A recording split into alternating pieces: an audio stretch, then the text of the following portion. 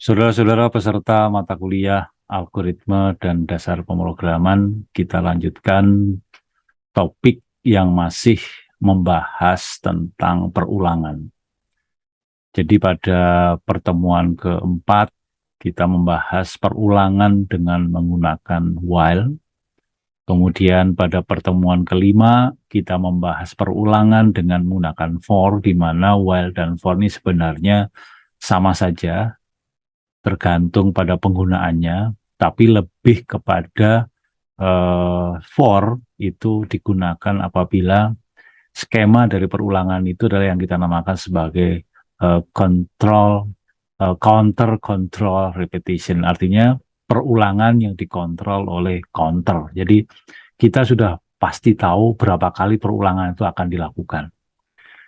Itu biasanya kita menggunakan for. Namun demikian, boleh saja kita menggunakan while. Jadi tergantung kita menuliskan programnya seperti apa dan kebutuhannya apa, atau problemnya seperti apa. Oleh karena itu, sebelum kita berlanjut membahas tentang perulangan bersarang ini, kita coba mengingat kembali bagaimana perulangan dengan menggunakan while dan menggunakan for. Saya kira keduanya pernah saya sebut sebagai pernyataan yang bisa saling dipertukarkan. Jadi Anda boleh menggunakan while, Anda boleh menggunakan for. Karena sejatinya bentuk dari perulangan while maupun bentuk dari perulangan for ini adalah banyak kemiripan. Seperti yang saya tuliskan di dalam slide ini. Anda lihat bahwa for itu terdiri dari 3 ekspresi, yaitu ekspresi 1 yang kita namakan sebagai inisialisasi. Kemudian ekspresi 2 itu berisi kondisi, artinya kapan perulangan itu akan dilakukan. Jadi selama kondisinya itu adalah true, maka perulangan itu akan dilakukan terus-menerus. Kemudian setelah pada saat kondisinya true, maka dia akan melaksanakan instruksi di dalamnya. Kemudian setelah itu dia masuk ke dalam ekspresi yang ketiga, yaitu apakah itu increment, apakah itu decrement, dan sebagainya.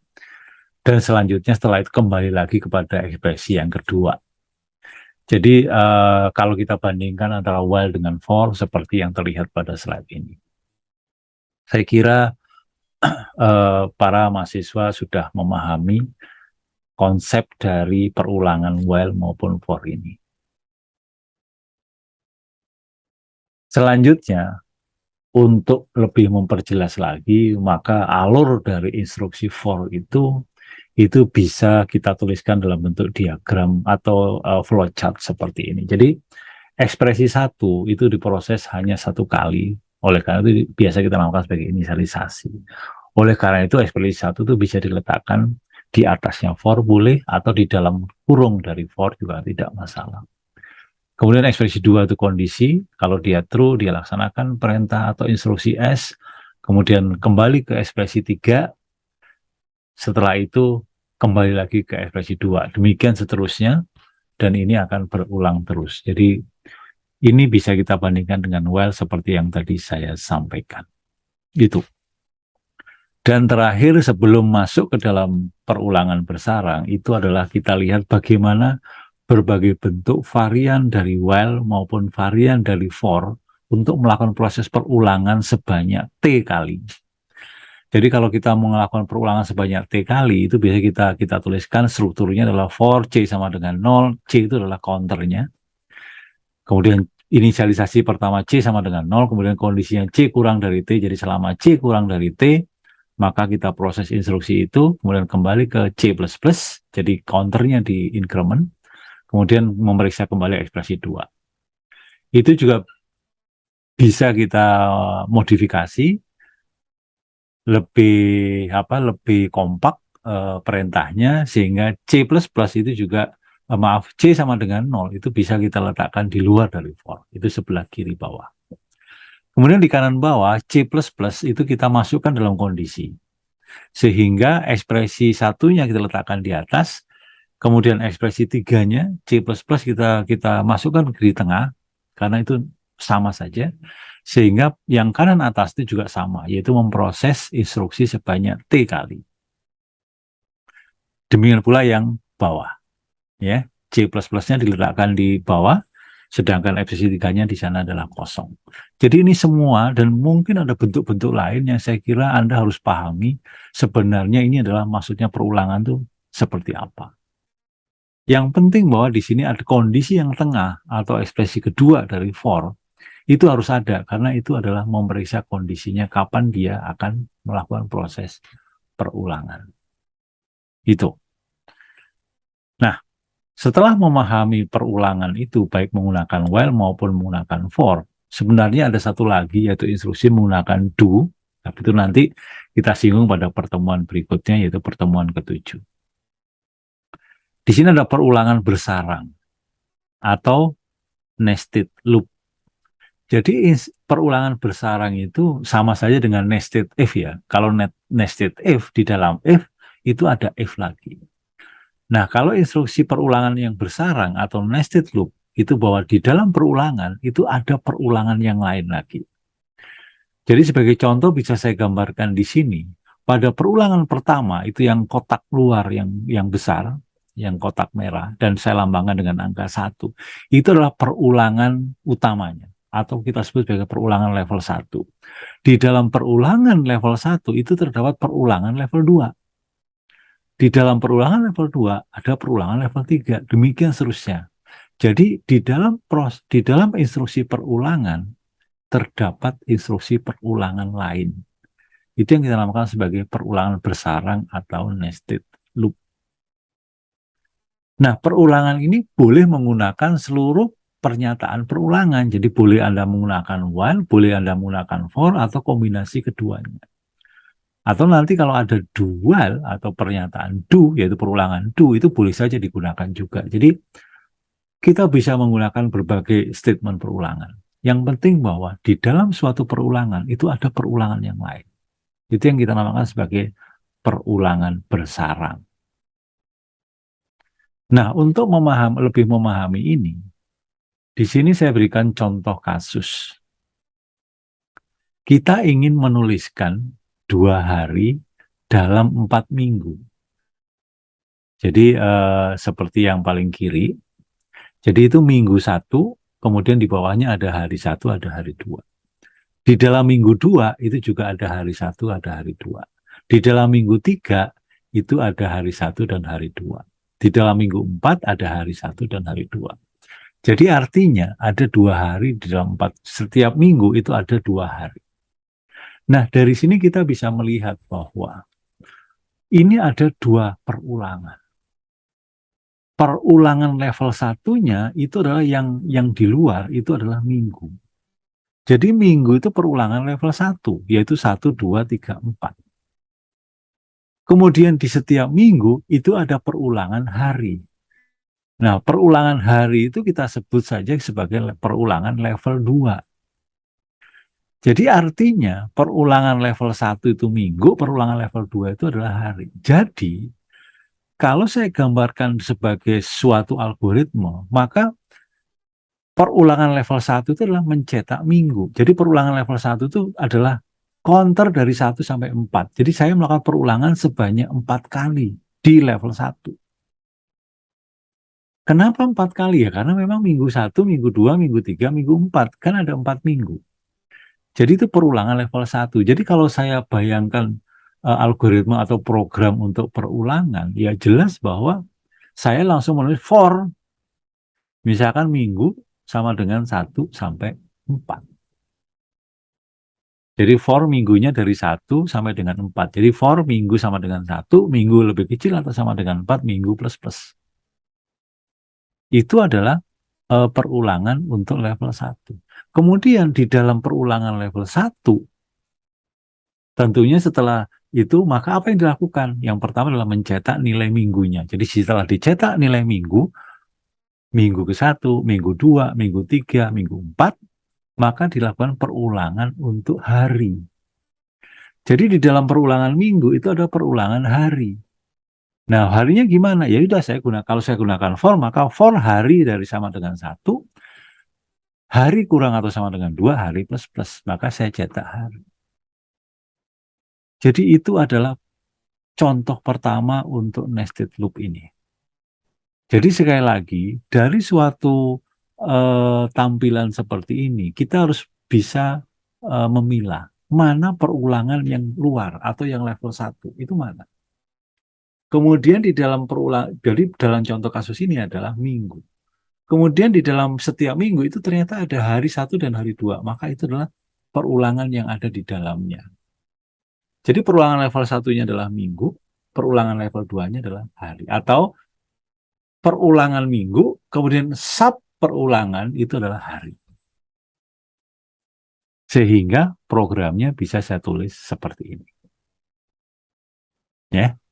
Jadi ada for minggu 1, minggu kurang atau sama dengan 4 itu berarti perulangan level 1. Kemudian di print minggunya, setelah itu perulangan harinya.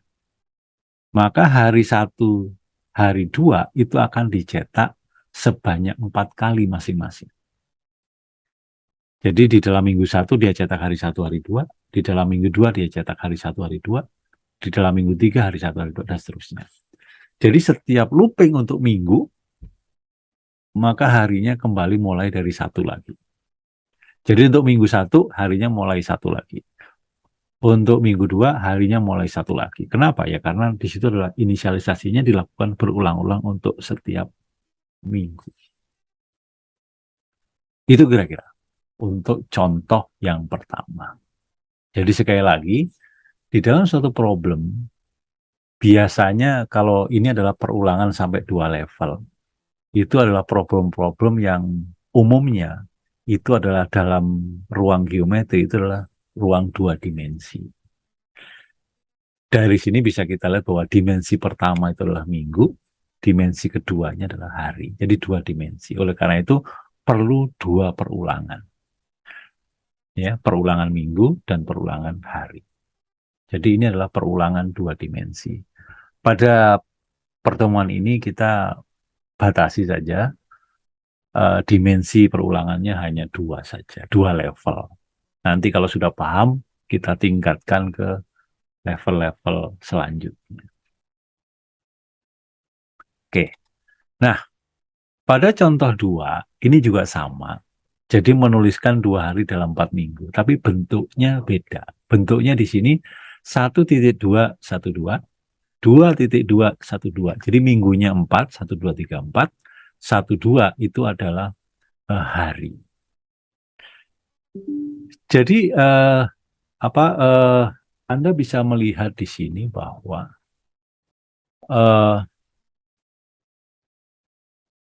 kalau kita lihat, ini kan sama dengan contoh kasus yang pertama tadi. Jadi minggu 1, minggu 2, minggu 3, minggu 4. Kemudian setiap minggu itu ada angka 1 dan 2, yaitu harinya. Hari 1, hari 2. Nah, kalau bentuknya seperti ini, bisa kita lihat bahwa ternyata perulangan level 1, itu kalau dalam ruang dimensi, itu adalah dimensi pertama, yaitu ada 4 baris. Kemudian, level harinya atau level 2-nya, itu adalah kolomnya. Jadi kolomnya 1, 2. Gitu. Jadi ini baris, ini kolom. Jadi barisnya itu adalah perulangan level pertama. Jadi langsung kalau misalkan 1 sampai 4 berarti for I sama dengan 1, kemudian I kurang atau sama dengan 4. 1 sampai 4. Kemudian kolomnya ada 2, jadi 2 hari. Setiap ini kan setiap minggu ada 2. Itu ditulis ke kanan. Jadi itu adalah menjadi kolom atau lajur. Dan itu adalah perulangan level keduanya. Jadi misalkan saya lambangkan sebagai J. Jadi for J dari 1, kemudian J sama dengan, lebih J sama dengan 2. Sehingga programnya seperti ini. Jadi pertama for I 1 sampai 4. Seperti biasa, I sama dengan 1, I kurang atau sama dengan 4, I plus plus. Kemudian dicetak angka I-nya, kemudian diikuti dengan titik 2. Yaitu kita cetak nilai I-nya. Kemudian for J dari 1 sampai 2, kita cetak nilai J-nya. Setelah itu pindah baris, yaitu printf \n. Paham ya? Jadi sekali lagi, Perulangan level satunya itu ditunjukkan oleh baris. Perulangan level 2 itu nanti akan mencetak untuk setiap kolom. Jadi kolomnya ke kanan. Ini sebagai dasar untuk memahami konsep nanti menuliskan bentuk atau pola matrik yang terdiri dari sekian baris dan sekian kolom. Oke. Nah, contoh berikutnya atau contoh terakhir, ingin menuliskan 2 hari dalam 4 minggu dengan bentuk matrik seperti ini. Jadi di sini angka angka minggunya itu tidak ditulis. Beda dengan contoh yang tadi. Kalau yang contoh yang tadi kan angka minggunya ditulis 1.2, 12. 1.2, 2.2, 12. 3.2, 12. 4.2, 12. Dan seterusnya.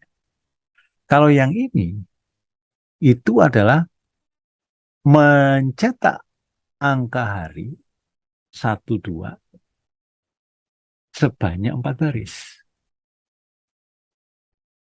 Jadi, kita lihat di sini ada 2 aspek. Yang pertama adalah Anda harus bisa menyusun perulangannya, mana level 1 dan mana level 2. Dan di sini kita sudah dapat pastikan bahwa perulangan level 1-nya adalah minggu, yaitu ada 4 baris. Jadi for I sama dengan 1 sampai dengan 4. Ada 4 baris. Itu perulangan level 1. Jadi minggunya 1 sampai 4. Kemudian di dalam perulangan minggu itu ada perulangan hari, yaitu 1 dan 2. Maka for J dari 1 sampai 2. Nah, di sini ada sesuatu aspek ketiga yang perlu Anda perhatikan, bahwa di dalam mencetak nilai kolom 1 dan 2, itu 1 dan 2 dipisahkan oleh tanda spasi. Kemudian di sebelah kanan 2 itu nggak boleh ada spasi. Oleh karena itu, kalau kita ingin mencetak bentuk seperti ini, maka setelah mencetak J, yaitu angka 1, maka dicek apakah kolomnya itu sudah kolom terakhir atau belum. Jika kolomnya itu paling kanan, maka pindah baris, yaitu di print F-nya adalah \n nantinya. Itu artinya kolomnya sudah yang terakhir, paling kanan. Kapan kolomnya paling kanan? Yaitu pada saat kolomnya sama dengan 2. Itu paling kanan kan. Sedangkan selainnya baru cetak spasi. Jadi spasi maupun pindah baris itu ditentukan sudah sampai mana kolomnya ini. Kolom paling kanan kah atau belum? Kalau belum, maka setelah nyata angka, cetak spasi. Karena pasti nanti ada angka selanjutnya. Tapi kalau sudah paling kanan, ya sudah pindah baris. Oleh karena itu, program kita untuk mencetak matrik ukuran 4x2 ini, itu adalah seperti ini. Ya, seperti ini. Coba Anda perhatikan di situ. Setelah mencetak J, jadi print F persen D, J, maka ditanya, ini J-nya itu sudah paling kanan belum? Kita tahu ini kan nyetak 2 kolom. Berarti jika J sama dengan 2, jadi kalau udah paling kanan, setelah mencetak angka 2, maka print F new line, pindah baris. Selainnya, cetak spasi, karena nanti masih ada angka di sebelah kanan. Jadi ini yang harus Anda perhatikan, bahwa untuk untuk mencetak bentuk matriks ukuran 4x2. Sehingga nanti bisa Anda kembangkan kalau matriksnya ukuran M kali N, bagaimana ya, tinggal mengganti dengan variabel saja. Ya, itu kira-kira. Nah, selanjutnya kita coba lihat. Di sini ada 5 latihan. Tapi latihan ini tidak akan saya bahas satu persatu semuanya. Saya hanya bahas melalui video itu sebagian. Dan nanti sebagian lagi kita diskusikan pada saat kuliah tatap muka di kelas, supaya menjadi lebih jelas, dan mohon kalian sudah mempersiapkan diri. Jadi Anda pelajari latihan ini, kemudian Anda pikirkan idenya bagaimana, kemudian nanti kalau dosen bertanya kepada Anda, maka Anda itu sudah siap dan punya ide yang perlu disampaikan. Jangan takut salah. Ide yang salah tidak masalah, karena itu nanti bisa kita diskusikan. Karena kuliah itu tempat beradu argumen, argumen salah pun tidak masalah. Karena nanti kita sama-sama diskusikan untuk mencari solusi yang benarnya seperti apa. Gitu ya. Oke. Yang pertama ini, kita membuat program untuk menuliskan tanda bintang berukuran M kali N. Jadi tergantung nilai M dan N-nya. Kalau M-nya dimasukkan 5 dan N-nya dimasukkan 4, maka bentuk bintangnya seperti yang contoh output itu. Jadi bintangnya ada 5 baris dan bintang ke kanannya ada 4 baris. Oke. Nah, ini seperti yang tadi kita bahas, bahwa ini kan 2 dimensi. Artinya kalau 2 dimensi itu butuh perulangan 2 level. Perulangan level 1 itu ditunjukkan oleh barisnya. Barisnya sebanyak berapa? Sebanyak M. Jadi saya melakukan perulangan sebanyak M kali. Kemudian kolomnya itu ada N. Maka di dalam perulangan sebanyak M tadi itu ada perulangan lain di dalamnya, dan itu perulangan lain itu sebanyak N kali. Jadi kalau saya tuliskan algoritmnya kira-kira begini. Sekali lagi bahwa ini adalah tampilan 2 dimensi. Ada 5 baris dan ada 4 kolom. Atau secara umum ada M baris, ada N kolom atau laju. 1, 2, 3, 4, 5. Dan 5 itu adalah M. Kemudian kolomnya ada 4, 1, 2, 3, 4. Dan ini adalah N. Jadi ini mirip seperti kasus mencetak angka minggu dan hari. Di mana minggunya di sini contohnya sebanyak 5, harinya sebanyak 4.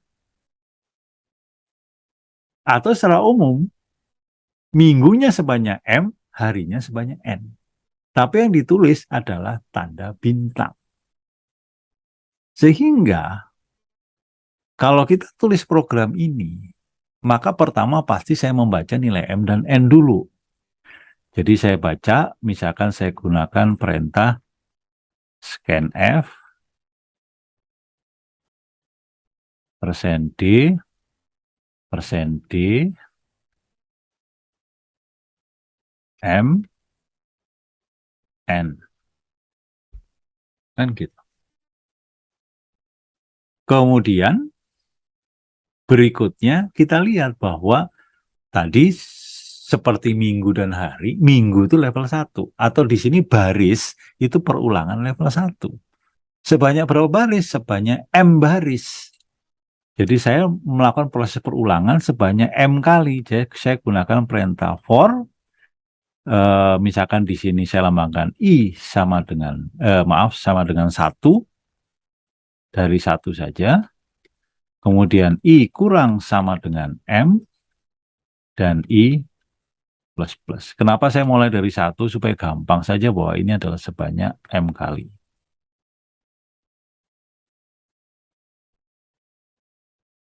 Ini adalah perulangan level 1-nya, dan itu adalah barisnya. Kemudian kolomnya itu sebanyak N kali. Seperti kasus mencetak hari tadi.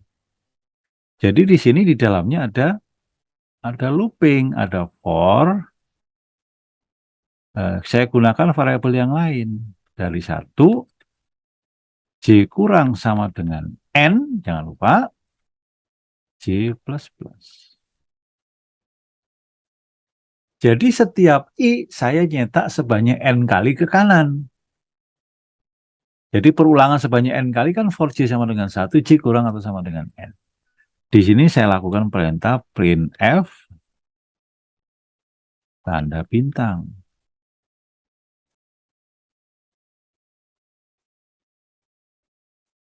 Itu akan dicetak tanda bintang sebanyak N kali ke kanan. Setelah itu, setelah selesai, baru pindah baris, yaitu baris kedua. Maka untuk pindah baris, di sini harus saya tambahkan printf backslash n. Jadi perulangan yang level 1 itu ini. Ini perulangan level 1, yaitu mencetak barisnya. Kemudian perulangan level 2-nya itu adalah ini. Ini level 2. Jadi mencetak tanda bintang sebanyak N kali ke kanan. Setelah mencetak N kali kanan, baru kemudian pindah baris. Jadi pindah baris ini itu di luar dari perulangan level 2. Ya. Saya kira demikian untuk contoh yang pertama. Saya lanjutkan dengan contoh atau latihan yang kedua ini. Jadi latihan yang kedua ini sebenarnya mirip dengan latihan yang pertama. Hanya mencetak tanda bintangnya itu berbentuk segitiga seperti ini. Dan ukuran dari matriks 2 dimensi ini itu adalah matriks segi. Jadi makanya di situ yang diinputkan itu hanyalah sebuah nilai, bukan 2 buah nilai seperti latihan yang pertama. Jadi kalau di sini diberikan nilai 5, maka sebenarnya dia akan mencetak matriks ukuran 5 kali 5. Jadi kalau contoh latihan pertama dengan angka 5 ini, dia akan mencetak tanda bintang ada 5 baris dan ada 5 kolom atau 5 lajur. Namun pada latihan kedua ini, bentuk yang dicetak itu adalah segitiga. Oleh karena itu, sebelum kita menulis program, kita harus cari ide. Bagaimana supaya bisa mencetak tanda bintang dengan bentuk seperti ini. Kita sudah banyak belajar tentang computational thinking dalam menyelesaikan sebuah problem. Kita kenal 4 pilar, ada abstraksi, ada algorithmic thinking, ada decomposition, ada pattern recognition, dan segala macam. Dan semuanya itu kita gunakan critical thinking dan creative thinking untuk mencari solusinya. Jadi di sini kita terapkan itu semua. Sebagai contoh, di sini saya melihat suatu pola. Kita harus cermat dan kita harus kritis dalam melihat problem ini. Kita lihat ini, pola ini. Jadi kalau kita amati, kalau N-nya 5, maka dia akan mencetak bintang sebanyak 5 baris. Kemudian kolomnya itu kita lihat, pada baris 1 itu ada 1 bintang. Pada baris 2 itu 2 bintang. Pada baris 3, 3 bintang. Jadi ini kelihatan polanya. Kita lihat di sini, kalau di sini saya tuliskan, ini baris 1, baris 2, baris 3, baris 4, baris 5. Dan ini sebenarnya kita wakili atau kita sebut sebagai N. Dan Anda lihat bahwa ini adalah perulangan level 1, yaitu mencetak barisnya. Kemudian perulangan level 2-nya, jadi di dalam perulangan level 1 itu ada perulangan lain, yaitu mencetak tanda bintang ke arah kanan. Namun jumlahnya itu ternyata kita lihat untuk baris 1 itu dia 1 kali tanda bintangnya. Untuk baris 2 itu 2 kali, baris 3 3 kali, baris 4 4 kali, baris 5 5 kali. Jadi kalau ada baris ke N, dia pasti adalah N kali. Oleh karena itu, kita lihat bahwa looping yang level 2 atau perulangan yang level 2 itu dilakukan sebanyak, kalau misalkan ini saya lambangkan counternya itu sebagai I, maka untuk kolomnya itu pasti akan mencetak tanda bintang atau kita lakukan perulangan sebanyak I kali. Anda lihat di sini. Kalau I-nya sama dengan 1, dia 1 kali. Kalau I-nya sama dengan 2, dia 2 kali. Jadi looping sebanyak I kali. Oleh karena itu, kalau ini saya tuliskan programnya, maka pertama saya pasti membaca N. Jadi saya scan F, persen D, bintang N. Kemudian saya buat perulangan level 1 untuk I. Jadi for I sama dengan 1, I kurang sama dengan N, dan ini adalah I plus plus. Ini adalah perulangan level 1. Kemudian perulangan level 2-nya itu sebanyak I kali. Jadi kalau saya buat menggunakan perulangan for, jadi di sini adalah for J dari 1. Dan di sini J kurang atau sama dengan I, bukan N.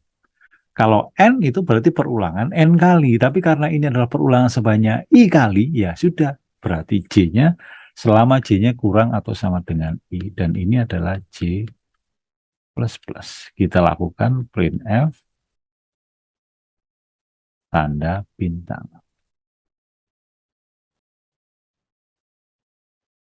Setelah itu baru kita pindah baris, yaitu printf backslash n. Gitu. Jadi kalau kita lihat bahwa baris sebanyak n kali itu adalah perulangan level 1, itu adalah ini. Jadi ini perulangan mencetak sebanyak atau melakukan proses sebanyak n kali.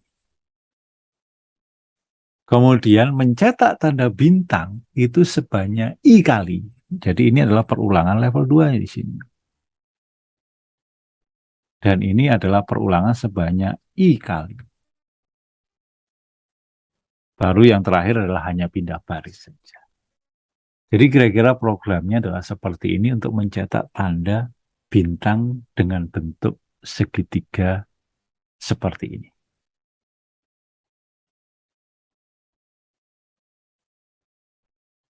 Jadi itu kira-kira problem mencetak bintang dalam pola segitiga itu adalah kita harus lihat polanya. Oh, ternyata ada pola bahwa setiap baris itu mencetak tanda bintang sebanyak nomor barisnya. Kalau I-nya 1, dia mencetak tanda bintang 1 kali. Kalau I-nya 4, dia mencetak tanda bintang 4 kali. Sehingga di dalam looping level 1 itu ada looping lain atau perulangan lain sebanyak I kali. Itu. Oleh karena itu Anda coba sekarang berpikir bagaimana kalau bentuk bintangnya dibalik. Jadi bintang yang panjang itu di atas, yang kecil di bawah. Jadi bintangnya dibalik. Itu bagaimana programnya. Kemudian ada pola-pola lain, itu mohon dilatih. Jadi Anda harus kreatif, bisa meng-create problem sendiri. Kemampuan seseorang itu bisa dinilai apabila dia mampu menciptakan suatu problem, kemudian dia mendapatkan solusinya, itu baru dia menguasai. Artinya dia berpikiran kreatif. Bagaimana ya kalau problemnya begini? Bagaimana kalau problemnya begini? Itu coba Anda kembangkan dari soal latihan nomor 2 ini. Mungkin Anda punya ide bagaimana soal-soal bentuk-bentuk yang lain supaya Anda semakin menguasai uh, algoritma dan dasar pemrograman, terutama pada topik nested loop atau perulangan bersarang. Sekarang kita lanjutkan dengan latihan yang ketiga. Pada latihan ketiga ini, itu sebenarnya sama dengan latihan-latihan sebelumnya. Jadi mencetak pola 2 dimensi, di mana 2 dimensi ini adalah terdiri dari sekian baris dan sekian kolom. Jadi pada contoh ini, kita diminta menuliskan deretan angka dalam bentuk matriks berukuran M kali N. Dan angkanya itu dimulai dari 0. Jadi 0, 1, 2, 3, 4, 5, 6, 7, 8, 9, kemudian kembali lagi ke 0. Ya. Jadi ini mencetak seperti biasa. Oleh karena itu, ada beberapa hal yang harus kita pikirkan untuk mendapatkan ide bagaimana menyelesaikan problem ini. Pertama, tentunya karena ini adalah tentunya karena ini adalah matriks dua dimensi, maka ya sudah ada perulangan level 1 yang menunjukkan banyaknya baris. Dalam hal ini adalah M. Jadi pasti ada looping atau perulangan sebanyak M kali. Kemudian lajurnya atau kolomnya itu sebanyak 4 atau N kali. Sehingga di dalam perulangan level 1 ada perulangan level 2 sebanyak N kali. Jadi pasti ya sudah, saya gunakan for pengulangan sebanyak N kali langsung.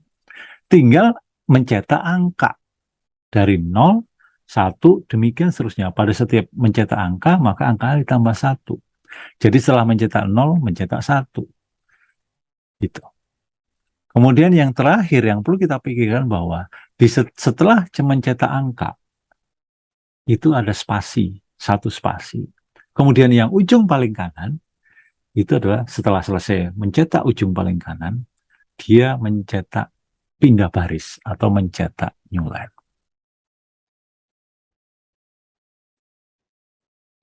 Jadi kalau kita itu adalah idenya. Setelah itu baru kita coba coret-coret, baru kita tuangkan dalam algoritma, dan bisa saja langsung kita tulis programnya kira-kira seperti ini. Coba kita perhatikan sekali lagi. Jadi seperti yang saya sampaikan tadi, ada looping atau perulangan level 1 itu sebanyak M kali. Jadi di sini level 1, ada perulangan level 1 yaitu 1, 2, 3, 4, 5, dan seterusnya, dan ini adalah sebanyak M kali. Ya. Jadi tentunya programnya pasti diawali dengan membaca nilai M dan nilai N. Jadi saya tuliskan di sini saja, scan F, persen D, M, N. Kemudian looping sebanyak M baris atau perulangan level 1 sebanyak M kali. Jadi ada for,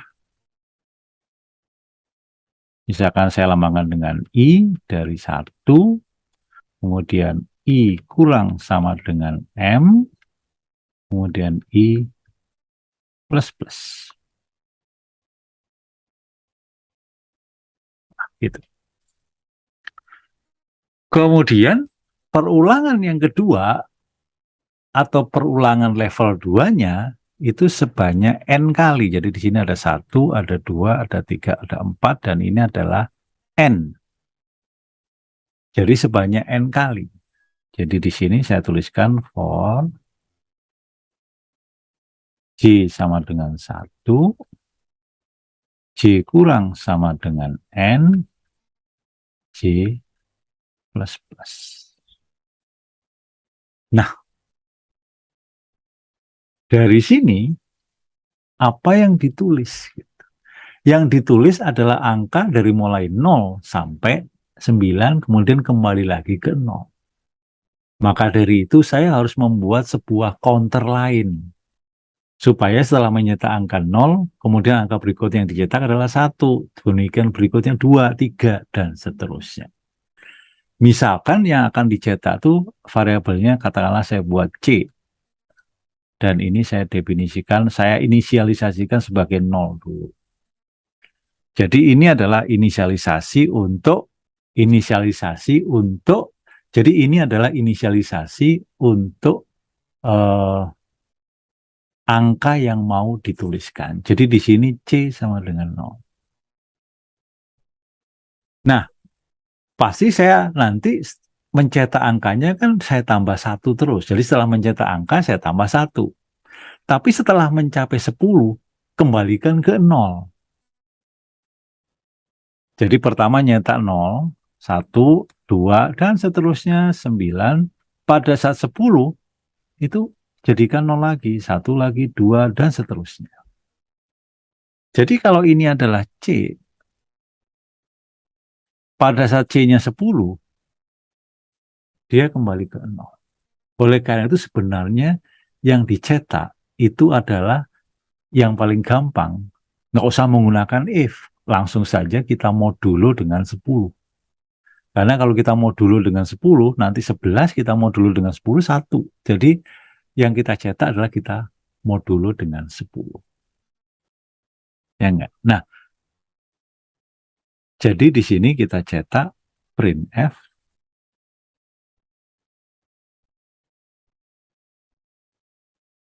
%D.